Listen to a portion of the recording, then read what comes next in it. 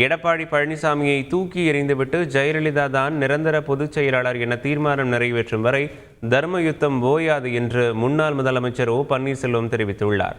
பொன்னேரியை அடுத்த பாடியநல்லூரில் அதிமுக தொண்டர்கள் மீட்பு குழு சார்பில் திருவள்ளூர் மாவட்ட ஆலோசனை கூட்டம் நடைபெற்றது. இதில் பங்கேற்று பேசிய ஓ பன்னீர்செல்வம் கட்சி விவகாரங்கள் தொடர்பாக உச்சநீதிமன்றத்தில் இறுதி தீர்ப்பு விரைவில் வரவுள்ளதாக கூறினார். பொதுச் செயலாளர் பட்டத்தை சூட்டிக் கொண்ட பழனிசாமி அவர்கள் மாண்பு அம்மாவுக்கு நாம் அன்போடு அழைத்த நிரந்தர பொதுச் செயலாளர் என்ற அந்த உச்சபட்ச அந்தஸ்தை எந்தவித தியாகம் செய்யாத எடப்பாடி பழனிசாமி அவர்கள் எப்படித்தான் மனம் வந்ததோ என்பதனை நாம் இன்றைக்கு முழுமையாக எதிர்க்கின்றோம். நான் ஒன்றை மட்டும் சொல்லிக்கொள்ள கடமைப்பட்டிருக்கிறேன்.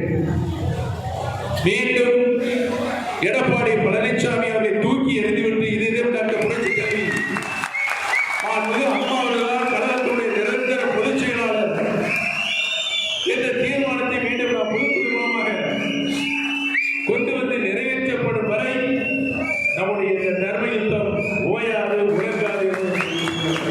திருவள்ளூர் மாவட்டம் பொன்னேரி அருகே அங்காள ஈஸ்வரி கோவிலில் OPS சாமி தரிசனம் செய்தார்.